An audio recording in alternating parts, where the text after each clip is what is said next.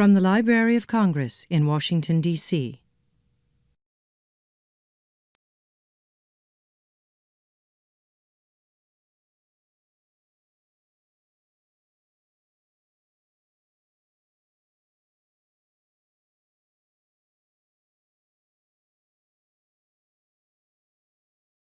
Well, good afternoon, everyone. My name is Jason Steinhauer, and I'm a program specialist with the John W. Kluge Center at the Library of Congress. Before we begin today's program, please take a moment to check your cell phones and other electronic devices, and please set them to silent.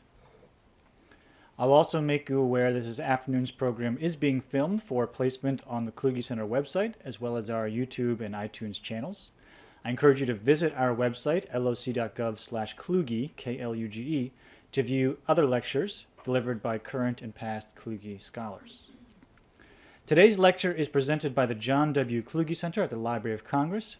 The Kluge Center is a vibrant scholar center on Capitol Hill that brings together scholars and researchers from around the world to stimulate and energize one another, to distill wisdom from the library's rich resources, and to interact with policymakers and the public. The center offers opportunities for senior scholars, postdoctoral fellows, and PhD candidates to conduct research in the Library of Congress collections. We also offer free public lectures, conferences, symposia, and other programs. And we administer the Kluge Prize, which recognizes lifetime achievement in the study of humanity, and which we will award in September of 2015.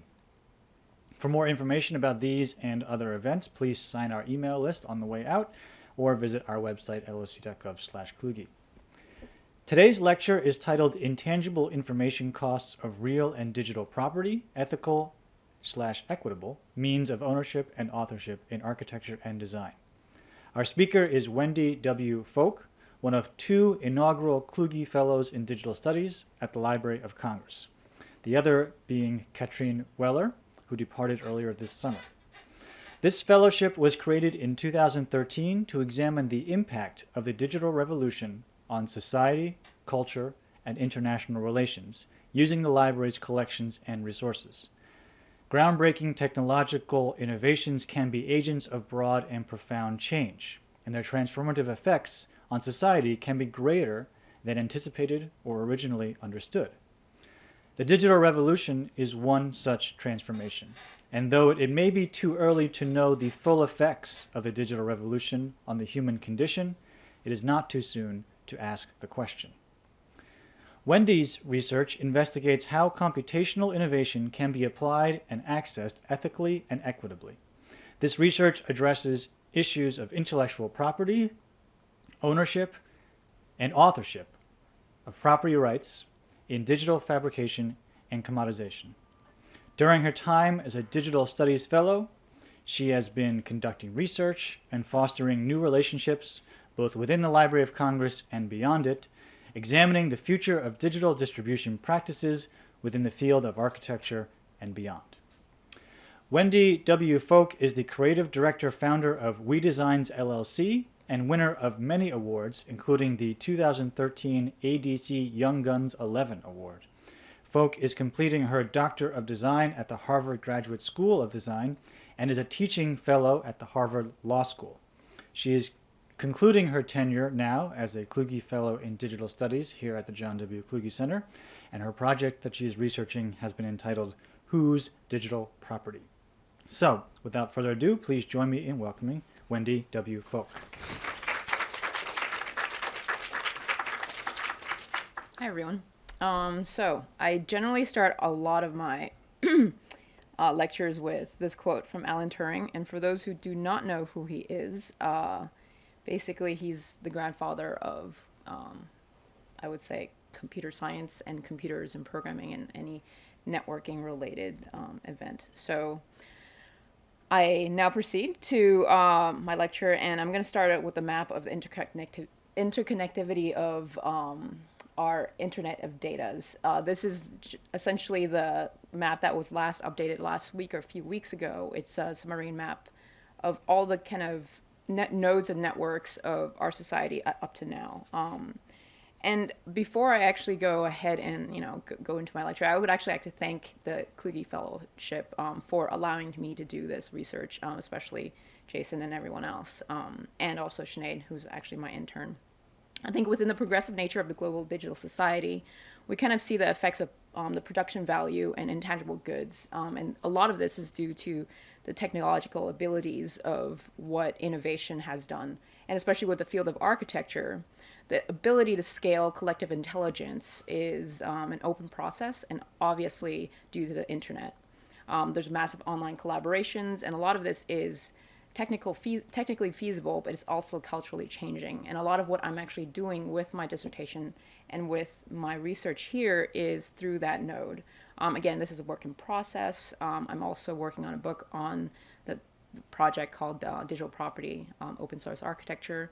And a lot of what this is looking at how digital and analog innovations could play a role into design output.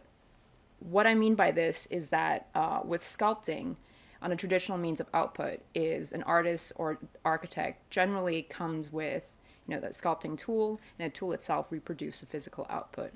And within the same process of digital fabrication, you have an input device, generally a computer, and an output device after a saved file. So you could see this on the second row of the diagram. And within interactive fabrication, which is a lot of what I'm teaching, and also what my own research is, it's a kind of interface different multiple nodes of contact. Embodied interface as one of them, and usually that means 3D scanning. It means also looking at, kind of interconnecting a room, for instance, and doing experiential installation art and architecture designs. And this also does a similar output. Negroponte used to say that there's, distance means less and less in a digital world, and then the delivery system also, due to the internet, has kind of being a digital world, it actually has an atypical way of sensing a delivery system. So what I actually use within my R&D process is, within my practice also, is looking at digital tools as one means of production, and then you get physical experimentations as another, and then material studies as a larger respect. Within this, I call this a digital optimization and fabrication process. And this is quite heavily used within the field of architecture, but it also is a sense of feedback loop that isn't really kind of controlled by one node. So there's always kind of a beginning and a start from any other kind of reproduction of economic value. What I'm actually going to look into here, what I've been researching on a lot, is the social and legal development. And this is a breakdown on the chart of how it relates to architectural development and how it also opens up the discussion to open and free information. Within the Copyright Office, I was very happy to meet with George Tironi and also John Ashley, who I think is here, super people, and have allowed me to do a lot of interesting kind of suggestions and research. I think there's a lot of social and legal development within the field of copyright, and then how this kind of explores the principal concept of ownership and relevance to architecture, but a lot of the legal and economic applications of how the public accesses space, and how the concerns of open innovation within kind of the development of copyright is kind of limited to how designers and architects are using the law. I think the notion of architecture and authorship has been only recently explored, not due to the fact that programs don't allow you to explore it extensively, but a lot of times the tooling of programs are just used as a technical application, like a pencil for most people who are artists. The larger implications that happen within the field of architecture as an architect is that many times the digital file, especially for collaborators, are just dispersed between contributors. And what usually happens is when you have a design of a tool and a design of a use of a tool, there's a lot of development within the file and then the physical output, going back to the original diagram. So the transferability and the authorship also comes in essence, kind of missed in the current point of discussion, at least in the departure of architecture. So within this larger discussion, at least in the current state of the digital age of architecture, we're looking into more how open innovation and free movement in the shared economy is of really importance, I would say, due to the development of Wikipedia, like the Wikipedia movement, Creative Commons, and this is mostly a creation in computer science. So a lot of contemporary computational design and architecture respects trends towards coding, programming, interfacing, and it's kind of inherent to the algorithmic and programmatic forms of computer science and software engineering. So a lot of what is notably known as computer science and software engineers is not very closely related to how we see as designers and architects, or architects see the same kind of development of these kind of free movements. Moving from that discussion is a lot of times you get kind of the legal and ethical disputes of how something should be patented, copyrighted, or even trademarked. The most famous, this is the actual PTO case filed by Apple, is on their store. So there's kind of a divide on the legality of language and also the understanding of architecture as a whole, as a field. So as you can see, these are two kind of filed kind of essence of what architecture is, conceived by a lawyer. And there's a CAD drawing, and these are usually things that are filed within the PTO, the Patent Trademark Office. And if you are anywhere aware of languages that are in architecture, this is something that's very close to Mies van der Rohe and Philip Johnson, the glass house. The mullions are what is actually kind of patented in this case. So you get the kind of divide of how does Apple, I don't know, like 30 or 40 years after the original glass house, or even after the construct of glass and mullions, how does this actually come into law when you're actually thinking, if Apple could actually patent this as a design case, how does future designers and architects also use the exterior wall of this Upper West Side store as the next phase of construction? Language is also quite interesting within the understanding of filing patents. And usually what ends up happening is you get really generic terms that are used within the patents. And in this case, if you were actually looking at any MoMA or IKEA catalog, you will probably see this language. And if you were to deliver any contractor this exact quote, they will be able to give you this in any kind of bookstore event.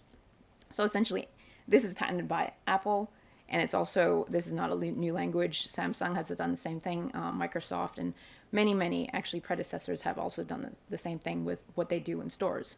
So you get color. This is a UK patent on the color. So the green is actually used for BP. You get city scenes, kind of like Disneyland. That's also patent. But intrinsic to the value of architecture, you would actually think, okay, in the physical world, if this could be patent, then what does it mean for the future designers to actually build a similar city scene? Are they infringing on a right? Back to the kind of language that's used. Language in the sense of how you actually write within a design patent, it's also kind of questioning. Department store, retailing, discounts, all this. This is in every middle America strip mall. So going to a more kind of high culture architecture, one of my mentors, Patrick Schumacher, for Zaha Hadid Architects, had this case actually running 2 years ago with the Galaxy Soho store. What they actually did was they designed and articulated a very digital model that was then transferred to a rendering service company. And most of this is usually outsourced. And so the issue here is the image on the left is the original, the building that is going to be built or has been built. And the complex on the right is built as a copy or a duplicate in China also by another developer. One is in Beijing and the other one is in Chongqing. The one on the right was actually ended up built sooner than the one on the left.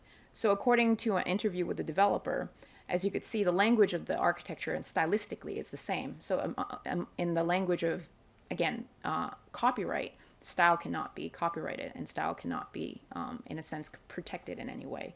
The only similar aspects here was the claimant, which is the developers on the right, try to indicate that these were just buildings that they had access to, and they're very similar, but they wanted to, I think if I quote them, was they didn't want to duplicate, but they wanted to excel, and it was transliterated by a Chinese quote.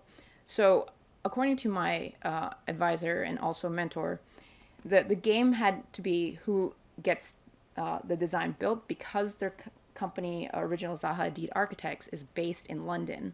A lot of the design work was actually not been able to be copyrighted. And buildings in the United States law, for instance, you cannot actually copyright or trademark an entire building, only elements of a building.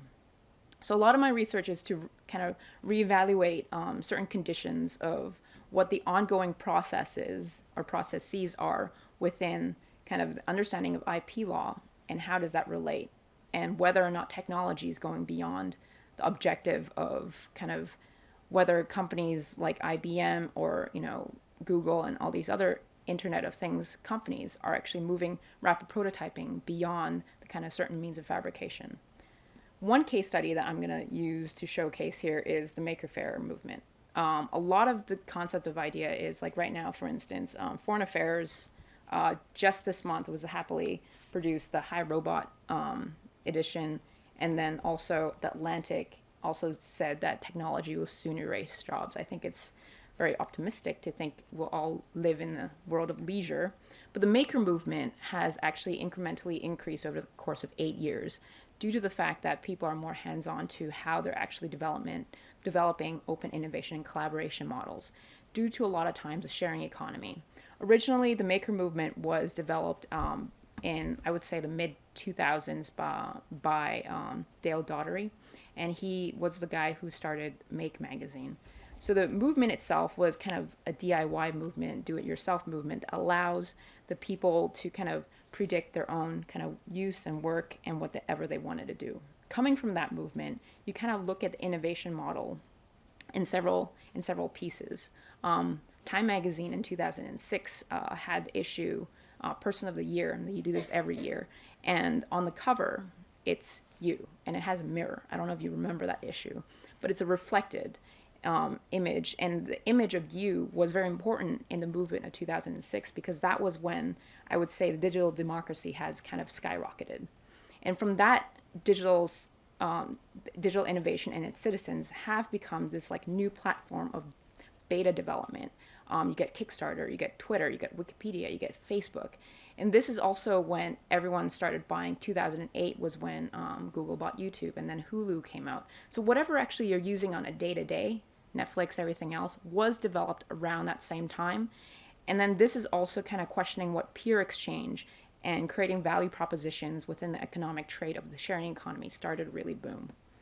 So you kind of see in at least this chart, which is borrowed from Von Hippel and the most recent, which is Villeroy, they look at group collaboration and also the maker movement as a precedent to kind of see how a lot of well-known, developed corporate companies are actually taking down their top-down model and going bottom-up.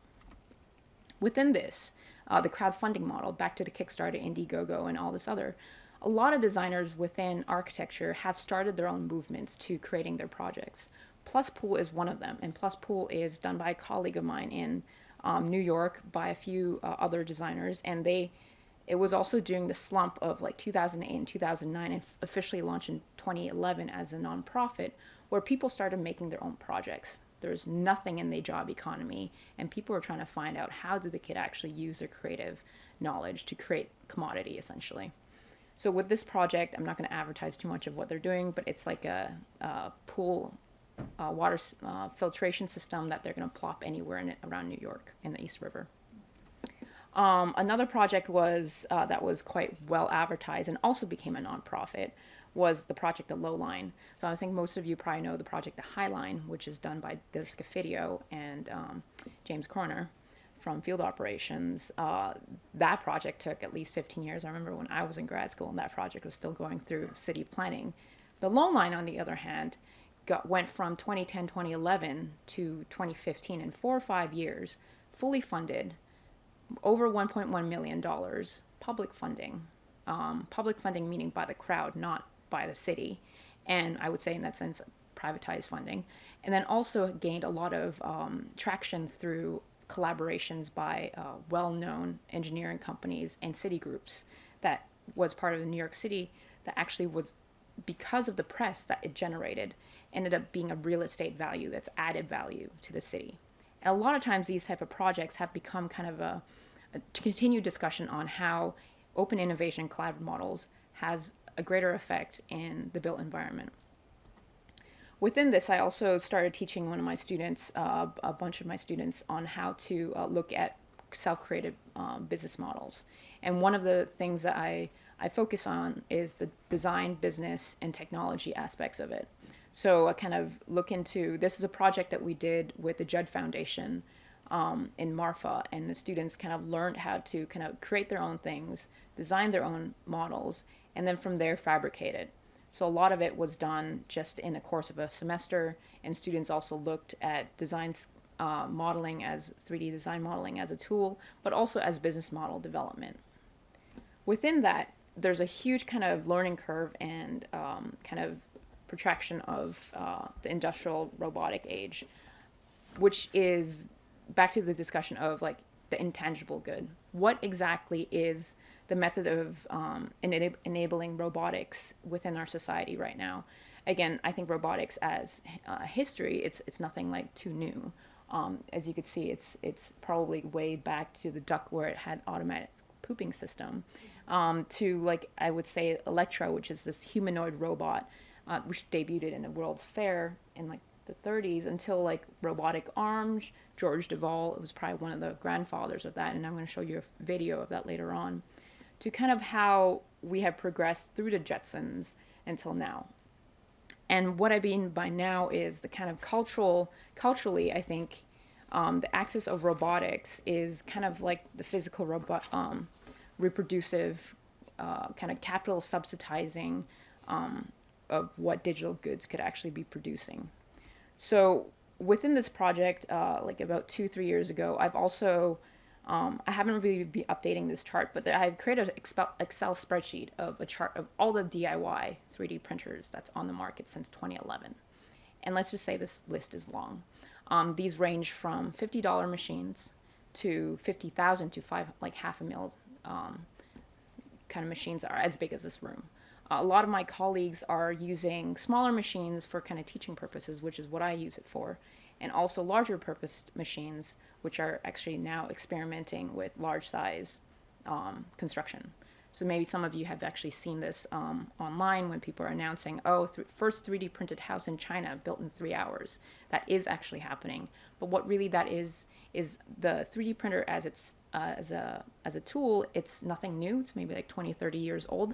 But because of the expired patent of 2-3 years ago, I would say like 2011, there has been an explosion of kind of like how your first desktop printer, the inkjet printer, was expired, the patent expired, and everyone started making a $90 printer versus a $900 printer. So this is the exact same revolution of sort that has been coming out. Within that, I've also been teaching on the issue of 3D printing. So 3D printing as a whole, you could print a lot of junk, a bunch of Yoda heads, and there's a lot of kind of like expired commodity that you could find online. But what it is actually a larger CNC machine, which you see on the right. So what you see on the left is kind of like the baby version, and what you actually see on the top is more like the 3D file that is generated. What I actually usually tell the students is that, you know, when you're basically using the lathe as a way to like chip off materials from a larger machine, but the 3D is just an additive kind of solution. You're kind of putting a glue gun on a little machine and it just squeezes out plastic. That's all it's doing. But I think the creativity of the tool is still in the modeling process, which is a lot of times, I think the objectification of the 3D printer usually is left out. And a lot of these articles I'm showing you, I think sometimes kind of glorify the production tool than actually value the design methods that are actually used. So and within this project, the Digital Media and Design Program, I've also archived a lot of methods of how to actually use production in a reverse and other ways. And also within this is mostly done in CNC, but it's using the same concept of different types of finishes that people could use. And this is a casting version, for instance. And from that process, I go into usually teaching about 3D printing and scanning. 3D printing and scanning is a very simple process, very similar to how you actually take a picture as a scanner, and there's a lot of free open source softwares that allows you to do that. 3D modeling, for instance, there's a very basic files that are called STL files that are used. This might be a little bit over your head if you don't know anything about 3D modeling. But usually, the reason why I bring this issue up is because a typical STL file, which is what a 3D printer uses to output something, is a very simplified version of a CAD file. And the simplified version of a CAD file, and this is an issue that I remember talking to the photos, I think the photos department in the Library of Congress, is what type of file type should the Library of Congress actually start archiving as we proceed further in the future of digital revolution, as more and more designers are actually starting to produce everything in 3D. And no longer is everything fixated in what we consider physical paper models. This is a discussion we also talked with John Ashley. A lot of these type of 3D models and benefit has the ability to be fixed, has the ability to be iterated, has the ability to be downloaded online. So within my research, I'm kind of looking at what happens if you freely download a file offline and what are the legal ramifications of that. A lot of these kind of services could be freely downloaded, and the list goes beyond this list. But I think it's also the kind of the goods of switching between low cost and high cost values that come into play. So I'm just going to close quickly on what I'm saying here is that the question is will automation take your job, and how does the economy of scale come into play when you actually start freely downloading files? Does it actually have an ethical ethical in the sense of legal ramification when you're actually freely downloading files or editing files? And there's their equitable economic value of how do you actually value the means and the value of production of design? I think in some, the increased automation of robotics has allowed a lot of kind of detrimental effects of labor. And I think a lot of economic articles, such as these two publications, would actually advertise that digital technologies are in transitionary phases. But I think for me, within the kind of benefits, outward benefits of robotics has way more kind of beyond the consumption value of what leisure could bring. So what I'm going to show you right now is just this quick little video on robotics that we created a while ago, 6 months ago.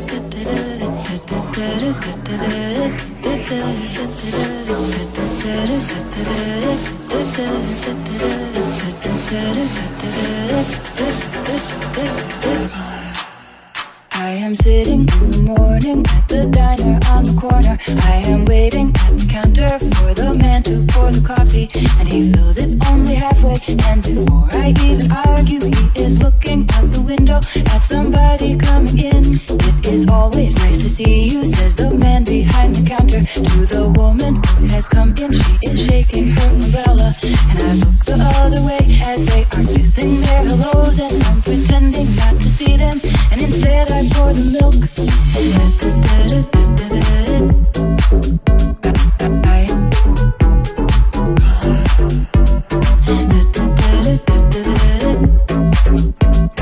I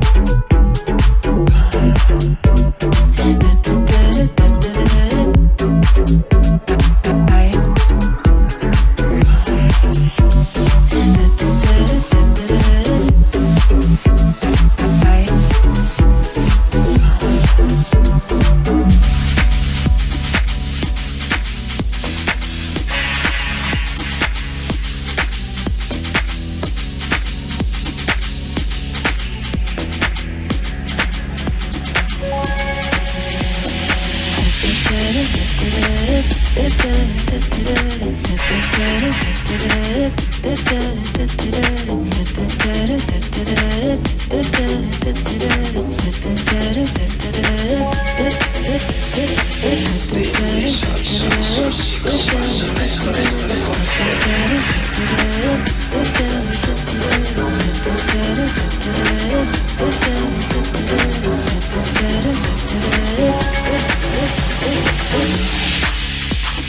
open up the paper, there's a story of an actor who had died while he was drinking.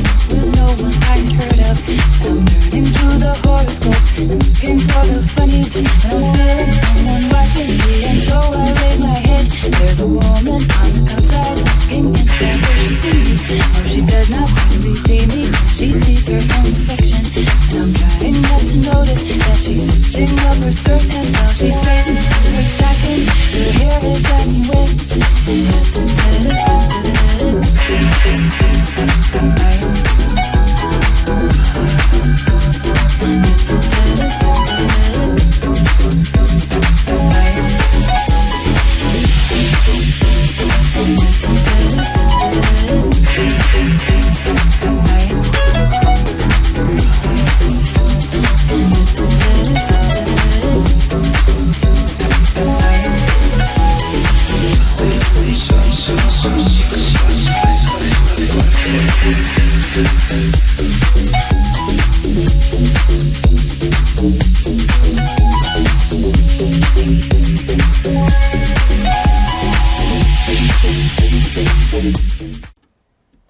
Okay, so back to the presentation. Oops. So I'm going to close up and saying, another Alan Turing quote. There's so much that we can still do. And so within my research here, I'm looking at who's digital property as a research title, and these are kind of the chapters I'm exploring. If there's any other questions, feel free to ask, and that's basically it.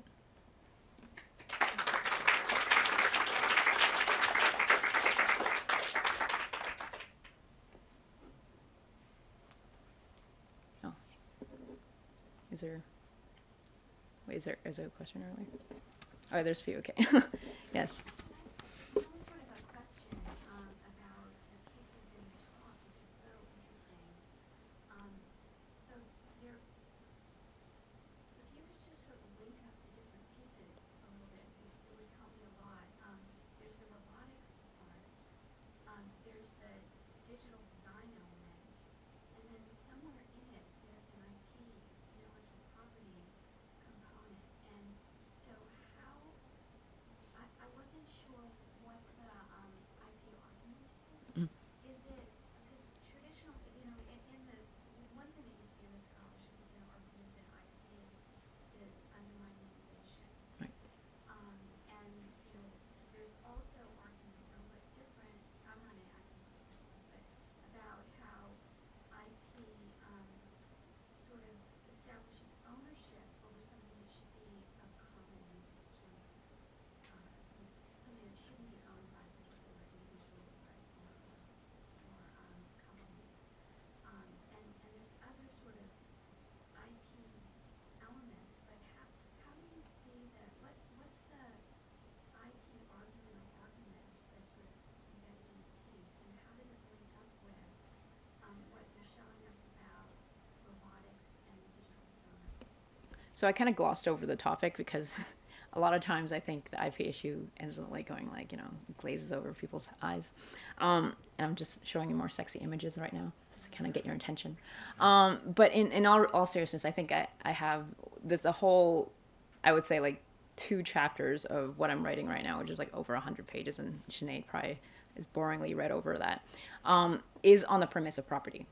The premise of what happens when you transfer digital property to physical property, what happens with ownership, in the sense that intellectual property right now is within, at least, I won't say the whole entire movement of intellectual property use, I would say mostly on copyright.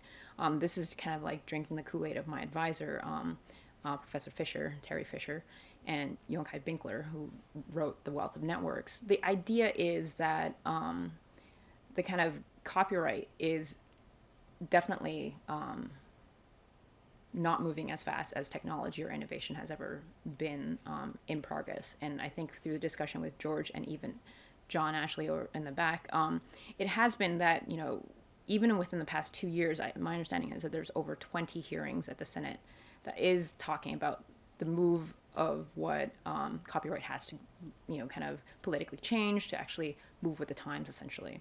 But beyond that kind of larger discussion of copyright, I think the issue is no matter what, technology is going to move faster than the law. And this is something that is inevitable, but I think within how technology could assist on it is there are extra legal norms upon discussion, especially in architecture. And I question whether or not extra legal norms is the only means of moderating law in design and law in architecture. There's a lot of misuses of patents and design and utility patents within design as industrial design, as design in industrial engineering products.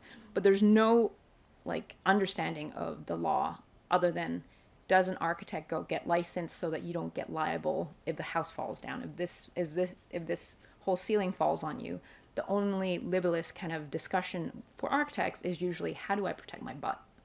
But neither has this kind of discussion been in the software application of when you're using a software to design a model, for instance, an iPhone case or your Android case. What happens if you send that model to China? Someone in China then reproduces it as a manufacturing purpose through robotics. And then what happens when the file transfers into real life? What happens with that file when it is in real life and somebody 3D scans it and makes another duplicate of it? So there's these kind of various kind of levels of integrity. And it goes back to the ethics of how do you use a model? And model meaning digital, model meaning physical. And then there's kind of these kind of sandwich layers. Again, I kind of rushed through a 30-minute presentation of my entire research on this issue. But I think a lot of it has to do with permission and access from that. But you're saying? As a follow-up, Mhm. is, so it, usually the way I understand it, sort of thought of which it sounds like is part of your project, essentially in terms of the relationship between technological innovation and law, it often is about what law does to innovation, Right. or the way that law sort of structures an environment within which innovation doesn't happen. But does it make sense to flip it? And maybe is there an implication in your work that it seems sort of suggestive by the examples that you use to sort of flip it, that and to sort of think about what innovation, technological innovation does to law and whether it's somehow sort of inherently disruptive Right. of the way we conceptualize law and how it might operate, that then could carry over across other domains. I think in terms of, I think this is actually a really good suggestion, and that's kind of what I'm doing within the boring stages of my writing, and then onto the last few chapters of realities, which is kind of saying, but I don't think this is kind of phenomenal in the sense of how I don't progression of policy has ever been different. I think that's usually what ends up happening, is that to have progression in policy issues and in progression in legal issues, you have to kind of flip on what's the contemporary issue of design. But I think as a designer myself, although I've taught copyright and taken a lot of, I'm not really a practicing lawyer, so to speak. So I don't think I would ever have the legal savviness of a lawyer, or the boredom of going through PTO searches and trying to find something. But I think there's an intrinsic value of understanding design and kind of the communication of design and law that needs to take place, which is why I showed those kind of blurbs that are actually approved in patents by the Apple Store. There is definitely a divide within what a lawyer understands as legal wording or something that's you could even patent, but a designer would be like, oh my goodness, this is like every IKEA furniture book or Dwell magazine or whatever you actually look through. So I think these are kind of intrinsic values. I think, and again, it's not. I think that's a great suggestion that you were saying, and this is something I'm trying to look into. So, sort of jumping off of that, Wendy, I know we talked a little bit about this right when we met. I was really interested in your research because as an anthropologist who sort of has dabbled, put a lot of effort into thinking about intellectual property law in terms of cultural heritage, and the way that we think about property, the way that we conceive about property, and also sort of how new kinds of licensing are changing the ways that we can produce things, and how borrowings can happen. But I think one of the things that strikes me about what our colleague was just saying is that you were saying that technology is always going to be sort of ahead of the law. And one of the things that we found in archaeological and anthropological debates about actual property and intellectual property, cultural heritage issues, and with indigenous peoples, not only in the United States but elsewhere in the world, is that the truth of the matter is that sort of the sociopolitics of identity and all kinds of other ideas about how things can or should belong, how property should shift, is also always ahead of the law, because the law is written at a certain moment based on precedent or based on previous experience, and then new things come up, which,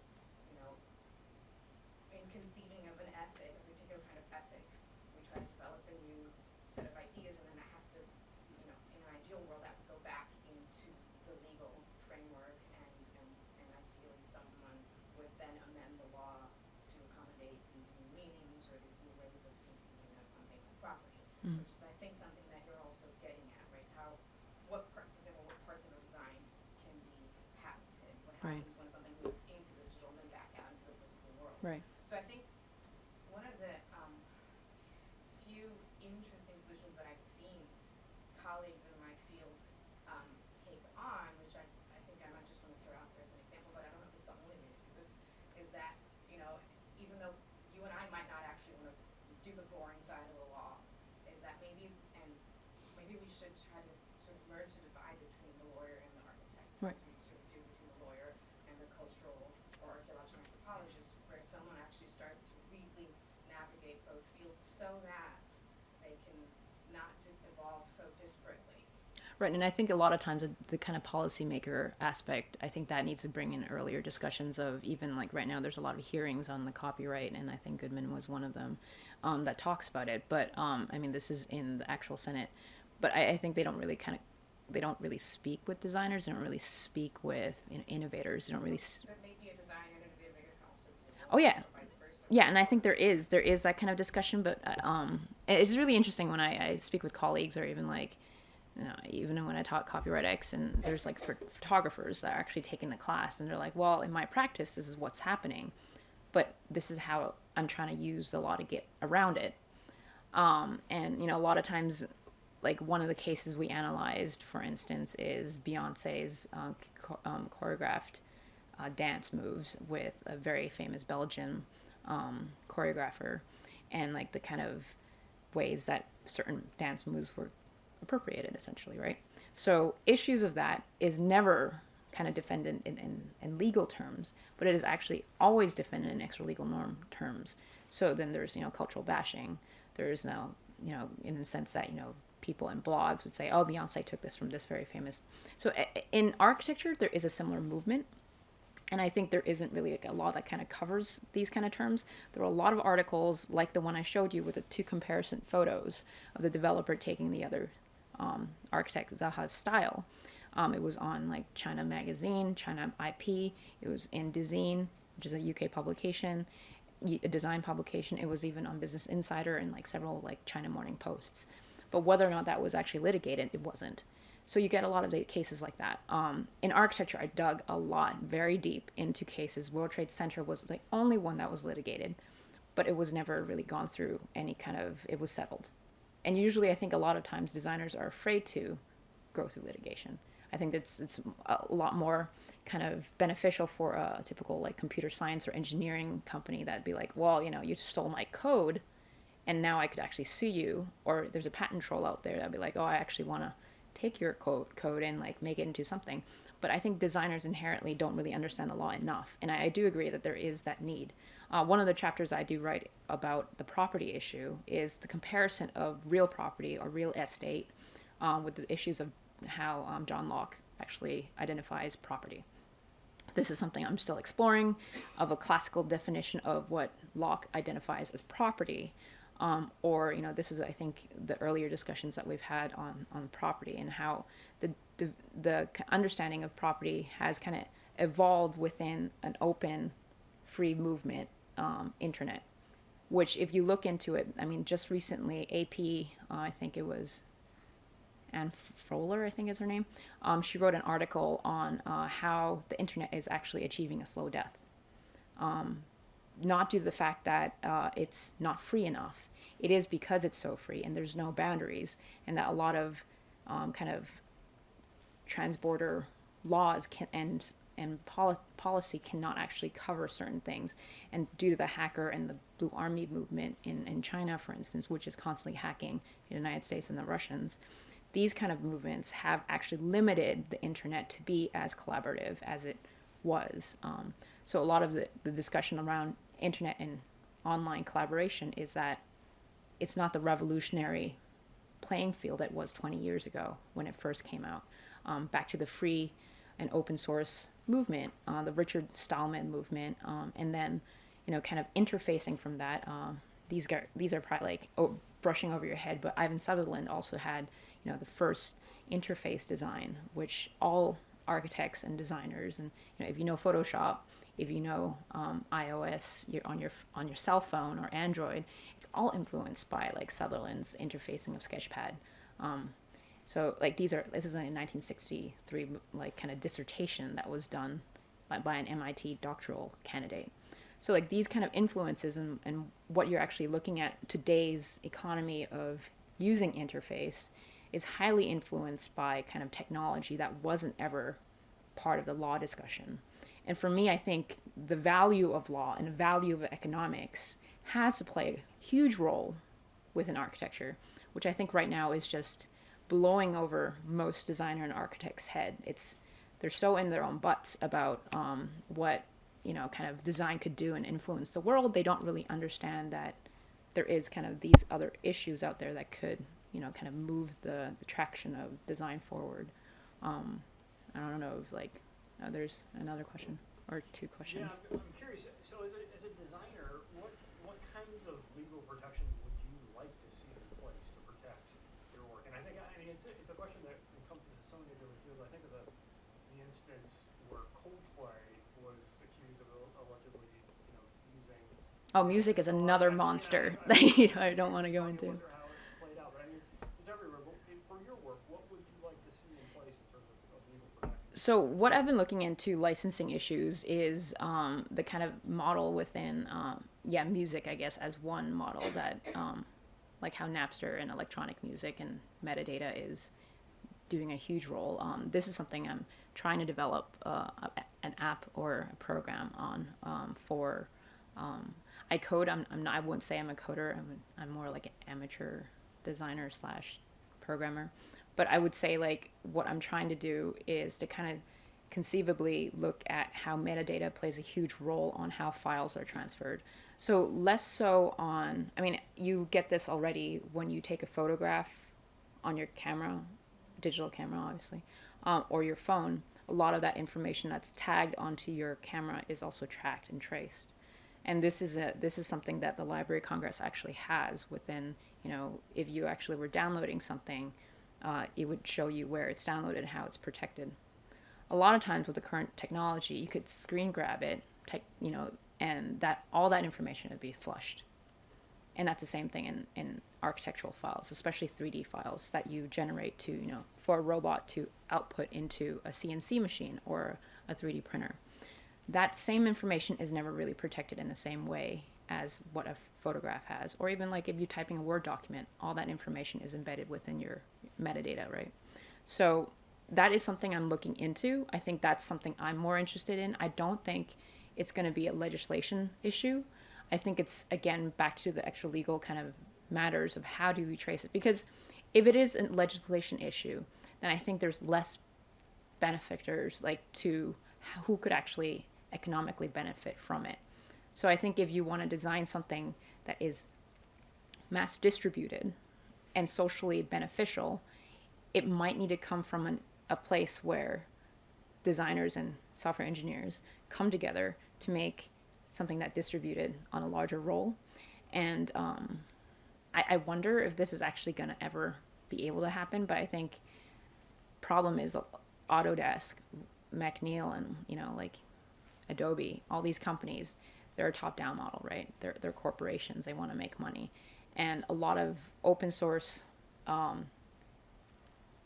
like collaborative websites out there, allow programmers or designers to contribute. But what ends up happening, it gets bought out, right? And your idea, I mean, yes, that's great because then it becomes a multi-million-dollar business, and Google loves it, and then you become the next Facebook. Not, but probably never going to have that Facebook cachet anymore. But I think a lot of startups I've worked with as a consultant has those dreams, and I think it's usually not due to law, and it's usually not due to policy. And I think this is where technology has a fun kind of place in the field of the world in general, is like the distribution costs expands its market expansion of like how a lot of times it comes up to zero for whether policy or law actually has a play. But I'm obviously not answering your question. I'm just like expanding on what I'm doing. But yeah. Is there one more, or Jason? Oh, I was just, if you could maybe, when you talked about what you think the Library of Congress should be collecting moving forward in terms Oh yeah, that was a of file formats and different things that PNP or other units might be looking at. I wonder if you could just share more about yeah. So I had this very interesting discussion with the ladies at Prince Photographs, right? And this is, I think, back in the fall. Generally speaking, we were talking about, the typical DWG files, which is an AutoCAD output format. But a lot of times DWG files you could edit, and now with PDF files, same thing. And for 3D file formats, if you're designing something as a physical object in a digital computer, what you usually have in Rhino is a 3DM, and an Autodesk is a DXF or another AutoCAD generated 3D file. So what you could usually download and also distribute in it as an STL file. That's usually a fixed format. And a lot of times it's a mesh file, and it's easy to store. That's something I did suggest to the wonderful people there.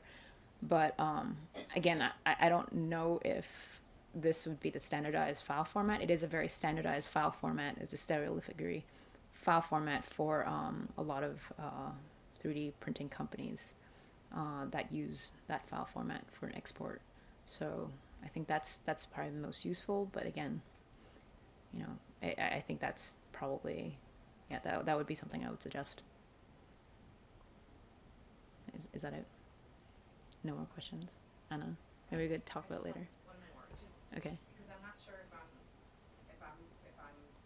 putting words into your mouth, so please correct me.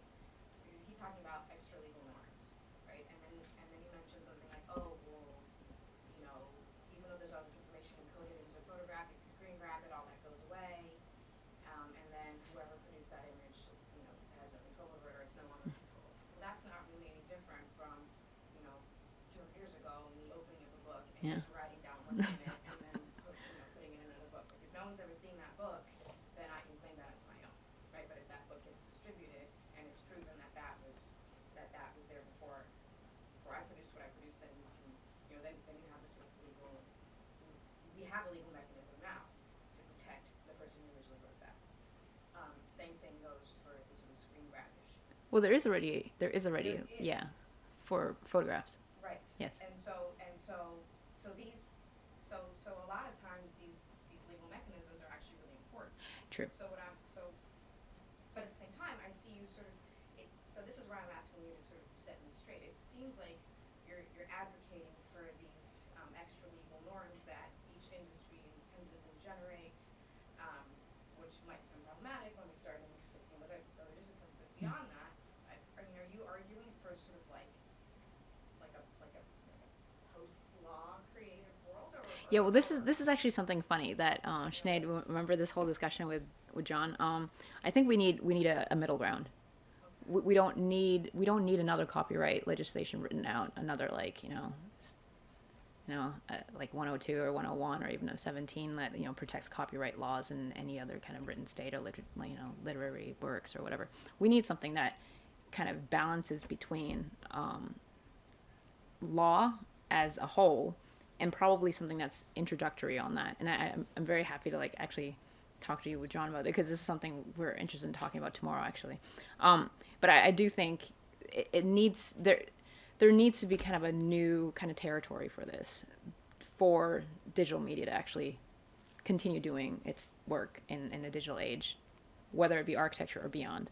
But yeah, definitely this is something that I the reason why there's so many extra legal norms and there's so many outliers in the statistical kind of line is because the law isn't actually doing what it should be doing. And this is why people are creating it. So in order for that to be encompassed, I think it needs to be a little middle ground on that, beyond the copyright and then in between to what we have. So, okay. Great. Well, I think we'll stop it there. And please join me in thanking Wendy. This has been a presentation of the Library of Congress. Visit us at loc.gov.